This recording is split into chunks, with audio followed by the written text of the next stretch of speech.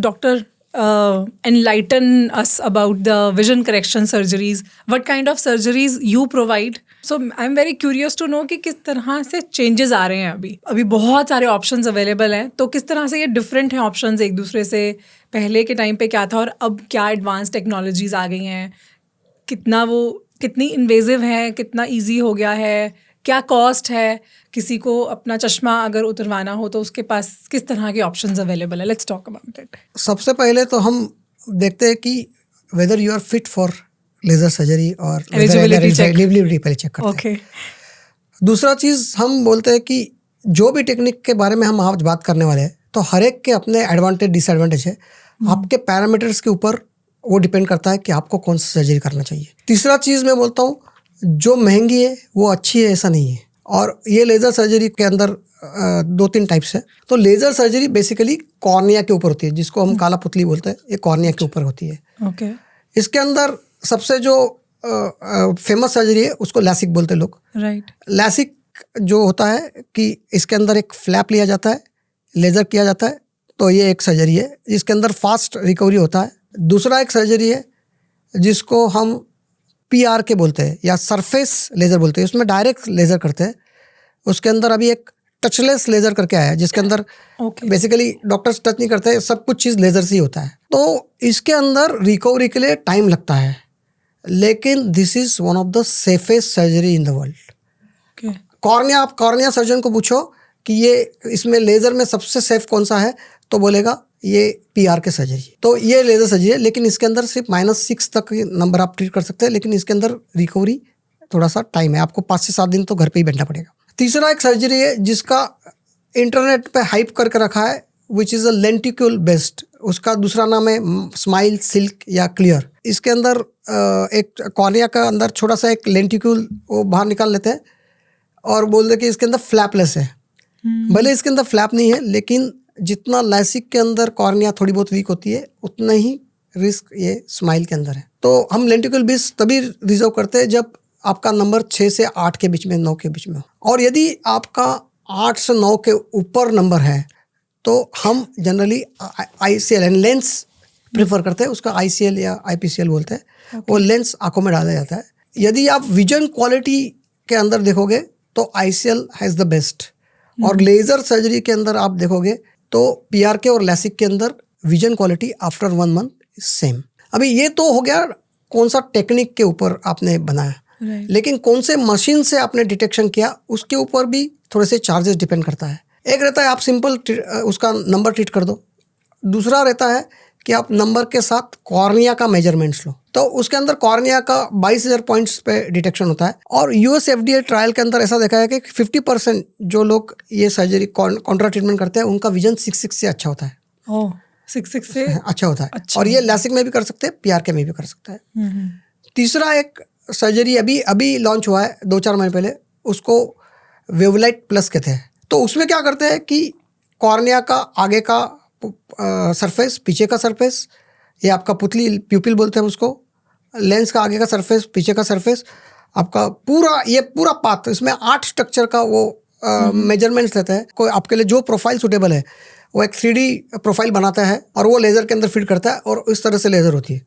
तो इसमें बोला जाता है कि 90 जो कंपनी ने क्लेम किया हुआ है वो 98% पेशेंट्स अचीविंग बेटर देन 6'6", 6'4" और 6'5" और 6. हम पेशेंट को बताते हैं कि ये सब कंपनी बताया है. 6'6" इज द टारगेट. आपको 1-2 लाइन, 2-3 लाइन ज़्यादा मिल सकता है, लेकिन आपके एक्सपेक्टेशन रियलिस्टिक रखिए. ये इंपॉर्टेंट चीज़ है. दूसरा चीज़ कि कॉन्टूरा या वेवलाइट प्लस का सिर्फ कॉन्टूरा का US FDA ट्रायल्स हुआ है और उसके रिजल्ट्स बाहर आए.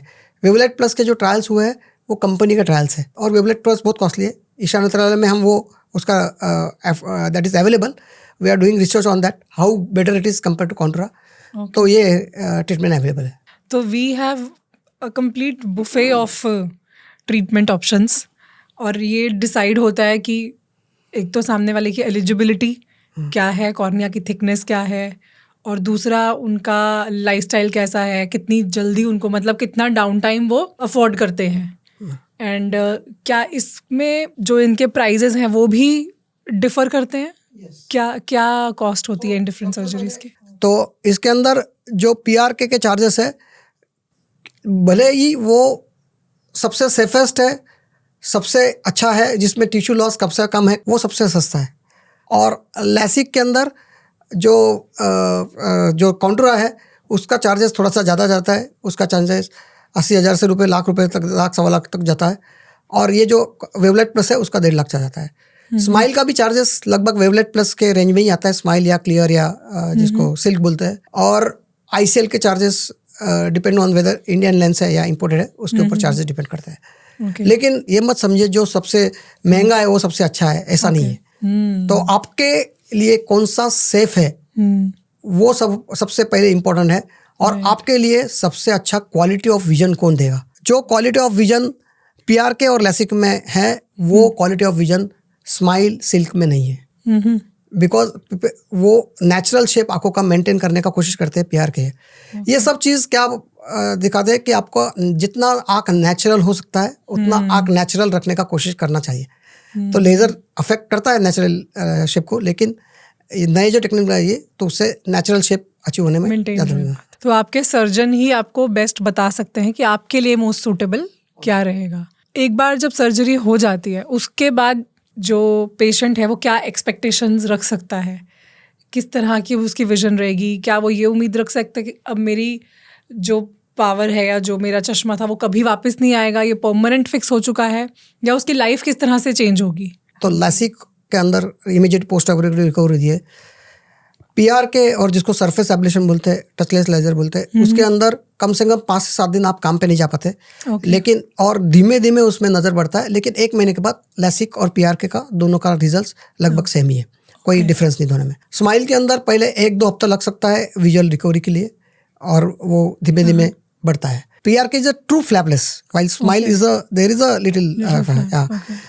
और ICL जिसको हम जो लेंस डालते हैं उसके अंदर भी रिकवरी फास्ट हो जाती है। लेकिन कंप्यूटर वर्क जब भी आप चालू करोगे तो इंटरमिटेंट कंप्यूटर वर्क चालू करने का है, धीमे धीमे उसका वर्क बढ़ाने का है। दूसरा चीज़ रिग्रेशन, यानी आपने जो पूछा कि भाई नंबर वापस आ सकता है कि नहीं, तो 5 से 10% लोगों में 0.25 नंबर या 0.5 नंबर आने का चांस है, लेकिन वो नंबर जनरली आपके विजन को अफेक्ट नहीं करता है। लेकिन जो सिग्निफिकेंट नंबर का चांस है वो 1% से भी कम है। और LASIK और PRK में यदि नंबर वापस आया तो उसका रीट्रीटमेंट होना बहुत आसान है। अच्छा। और ICL के अंदर भी। अच्छा। लेकिन इसके अंदर स्माइल के अंदर रीट्रीटमेंट करना थोड़ा मुश्किल जाता है। इसमें और एक बात मैं ऐड करना चाहूँगा सर के पॉइंट्स में, कि जो LASIK प्रोसीजर्स या जो भी रिफ्रैक्टिव प्रोसीजर चश्मा निकालने की, और एक 40 से 42 उम्र के बाद जो नज़दीकी चश्मा आता है वो तो आता ही है, वो इरिस्पेक्टिव ऑफ वेदर आप लेज़र करवाते हो या नहीं करवाते हो, वो तो आना ही है, तो वो आता है। तो जनरली इसीलिए हम ये प्रोसीजर्स उन पेशेंट को बताते हैं जिनका पावर स्टेबल हो जाता है, यानी 18 to 19 ईयर्स के आसपास। Okay. If they get it done at that age, then they get good 2 decades to enjoy specs-free life. Yes, 20 से 22 साल उनको विदाउट चश्मा मिल जाता है। Okay.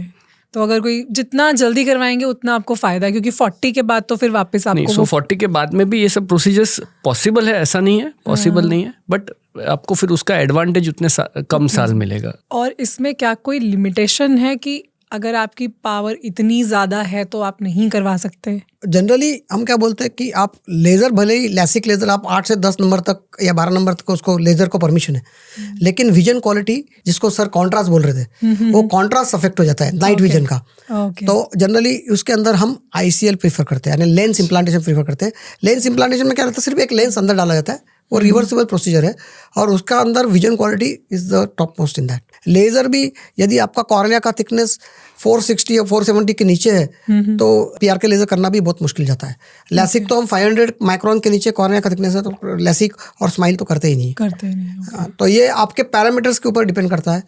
हम हर पेशेंट को, भले वेवलेट प्लस के लिए वो ऑप्ट नहीं करता हो, लेकिन वो मशीन के ऊपर जरूर टेस्ट करते हैं, क्योंकि वो उसके अंदर हमको चश्मे का नंबर सबसे अच्छा मालूम पड़ता है, सबसे इम्पोर्टेंट चीज़ है। और जब आप LASIK लेज़र के लिए जाते हो, हम पेशेंट को बोलते हैं 24 आवर्स डिजिटल डिटॉक्स। आप 24 आवर्स मोबाइल को हाथ नहीं लगाएंगे और फिर हमारे पास आएंगे, और आने के बाद भी थोड़ा सा मेडिटेशन या काले रूम में बैठे रहिए, और उसके बाद हम आपका डिटेक्शन करेंगे और उसके बाद टेस्टिंग करेंगे, और उसके बाद सब पैरामीटर्स देखेंगे, whether it is a topography wavelet plus देखेंगे या ड्राई आइज देखेंगे, ये सब ट्रीटमेंट हम देखेंगे, उसके बाद ही हम लेज़र का डिसीजन लेंगे। ओके, सो वो डिसीजन लेने तक ही एक पूरा पहले चेकअप है, तो ऐसा नहीं कि अगर मुझे करवाना है तो ज़रूरी नहीं है कि मेरा जो मेरे मन में आएगी हाँ ये वाला सर्जरी तो वो हो जाएगा, I will have to go through that test and all. Basically काफ़ी पेशेंट इंटरनेट पे देख के हमारे पास आते हैं और हमको बोलते हैं हमको ये प्रोसीजर करवाना है। So rather the message here is के हमको डॉक्टर जो सजेस्ट करते that is the best procedure for you, rather than market में कौन सा सबसे नया आया है या कौन सा सबसे ज़्यादा लाइमलाइट में है, नहीं, जो प्रोसीजर आपके आंखों के लिए बेस्ट है that is the best procedure. ये क्लैरिटी एक्चुअली बहुत ज़्यादा ज़रूरी थी, बिकॉज आजकल सब एक दूसरे से इन्फ्लुएंस होके ही जाते हैं और फिर मुझे भी वही वाला चाहिए, that concept does not work here. Doctor, इसका सक्सेस रेट कैसा रहता है? मतलब अगर एक बार किसी की आईज को अपने ऑपरेट किया है तो वो 100% ठीक होता ही होता है, या फिर कोई ऐसे भी चांसेस हैं कि वो वर्क नहीं करे उनके लिए? क्या सक्सेस रेट रहता है? सो यदि आपका चश्मे से विजन 6/6 है तो 99.99% पेशेंट 6/6 अचीव कर लेते हैं। ओके, 1000 में एक आदमी का रहता है कि जिसे, या 100 में से एक आदमी का जिसका विजन ये नहीं रहता है। लेकिन कॉन्ट्रास्ट किससे अच्छा होता है, किसमें अच्छा होता है, वो इम्पोर्टेंट है। सिर्फ विजन ये इम्पोर्टेंट नहीं है, कॉन्ट्रास्ट भी इम्पोर्टेंट है। ओके, और ये कॉन्ट्रास्ट यदि -6 के नीचे आप लेज़र करेंगे या -7 के नीचे तो पॉसिबल है। -8 के ऊपर ICL में कॉन्ट्रास्ट इज इम्पोर्टेंट। तो ये सब चीज़ें इम्पोर्टेंट है। लॉन्ग टर्म के नंबर आने का चांस मैंने बताया 1% से भी कम है।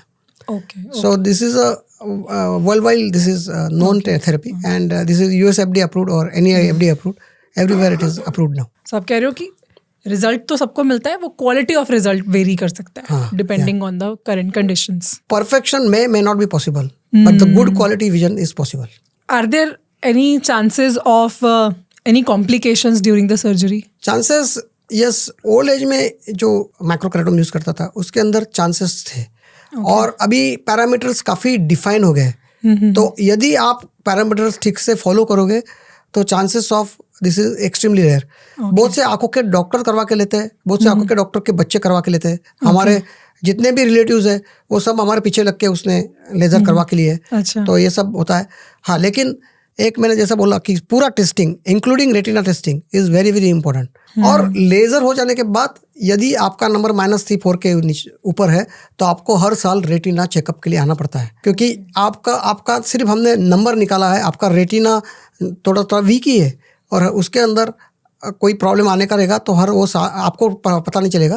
तो हर साल में हम डिटेक्ट करते हैं। अच्छा, तो हर साल में एक बार जाके आपको अपना रेटिना चेकअप करवाना ज़रूरी है। कि लैसिक या जो रिफ्रैक्टिव प्रोसीजर्स होती है ये बहुत लाइफ चेंजिंग प्रोसीजर्स है, क्योंकि ये सब जो पेशेंट्स होते हैं ना उनके कॉन्फिडेंस लेवल में और उनकी लाइफस्टाइल में काफ़ी हद तक इम्प्रूवमेंट आता है। इसलिए this are very good procedures provided you consult your doctor and take their advice and accordingly plan your procedures. They are very safe procedures and give excellent results. And एक बार procedure हो गया उसके बाद में जो ड्रॉप्स डालने हैं या फिर आपको जैसे सर ने बताया फ्रीक्वेंट फॉलोअप्स करना है 6 मंथली 1 ईयरली, सो वो फॉलोअप्स वगैरह सब टाइम टू टाइम करना है। Sometimes the patients are so happy that they are like you have changed our lives.